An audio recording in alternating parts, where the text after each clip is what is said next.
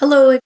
Elaine Clower here, reflecting on Module 3 and all that we have done with our problem of practice. My problem of practice specifically on standard-based grading in a rural high school has shifted quite a bit from what I had originally stated in my Module 1 problem or opportunity of practice statement, which really read implementing standard-based grading at comprehensive high school has been inconsistent, leading to disparities in grading practices and student outcomes.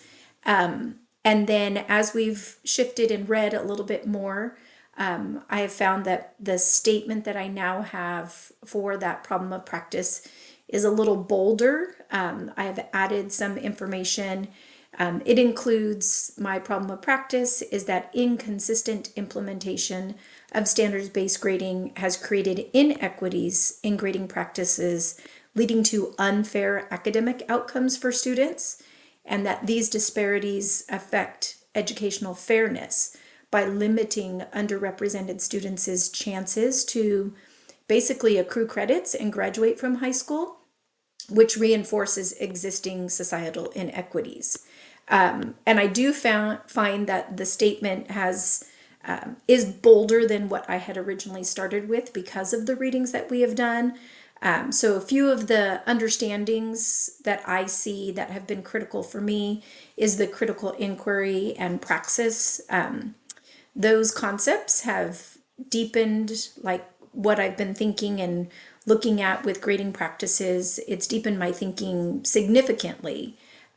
With critical inquiry, initially I was thinking of it as just basically asking surface level questions and just challenging the action research. But now after reading it, after our readings and kind of diving into that ladder of inference, I see it more as really hitting those assumptions and being able to ask those critical questions, and almost like willing to be uncomfortable or like confront the discomfort in order to get to more equitable practices.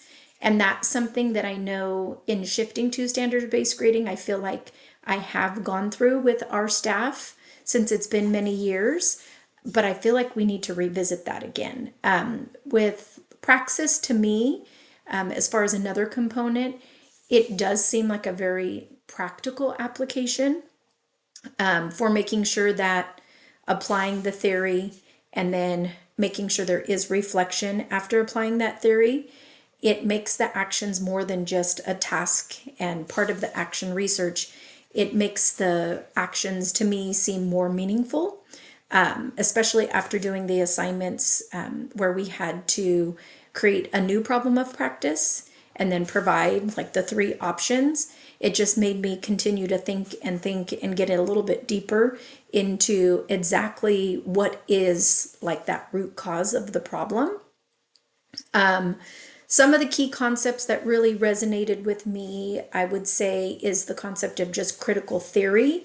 I haven't applied that type of theory in my chapter 2, which seems like so obvious to me now that I've read so much that I should have, but I'm in a completely different spot than I was last fall than I am now looking at it. So trying to embed some of the like critical race theory really, to understand like the structure of the inequities, especially since our underrepresented students at our high school are the ones that are suffering the most from the traditional grading practices, just not having the social capital to be able to maneuver the educational system.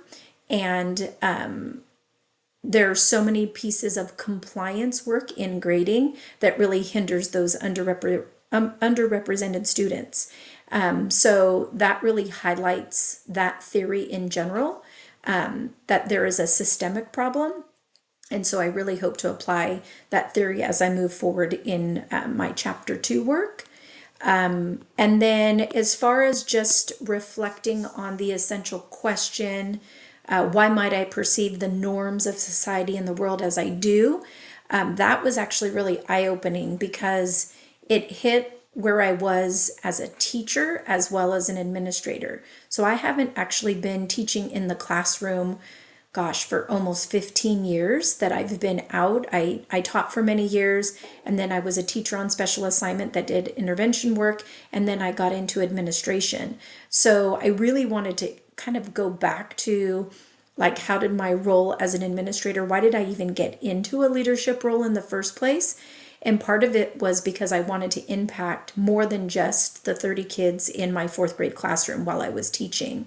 And a lot of it was because I did find inequities with our fourth grade team when I worked initially before I got into an administrative program. And so those traditional grading practices were difficult for me to maneuver as a teacher, and I made changes on my own, but I felt very siloed. Like I was the only one within my team that felt like some changes needed to be made for some of the students who were struggling. And I felt like I was really on my own as I moved into administration, and I was able to do more research and just change on a larger scale. And I've worked at 3 different school districts within our local community. I really did find that the traditional grading practices were harming so many students in just my local context, which is the entire community of Hollister, California, where I live. So the ladder of inference activity really showed me that the past experiences that I had really have influenced my approach for standard-based grading now.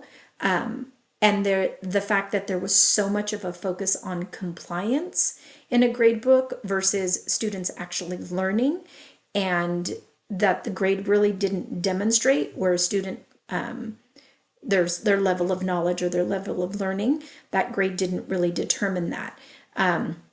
So I feel as though I've evolved so much, but because I haven't been in the classroom for so long, I feel like I have a lot of assumptions about what should be happening in the classroom. And so that really did check me as I went through that ladder of influence. I've realized that as I've looked at data, that has really impacted the way I look at it. And I found myself making assumptions around teachers and their resistance to some of the pressures of transitioning to standard-based grading. And so I really want to make sure I go back and re-examine and maybe just look with a clearer lens on maybe this needs to go back to a mind shift and not necessarily the technical practices that teachers need to go through.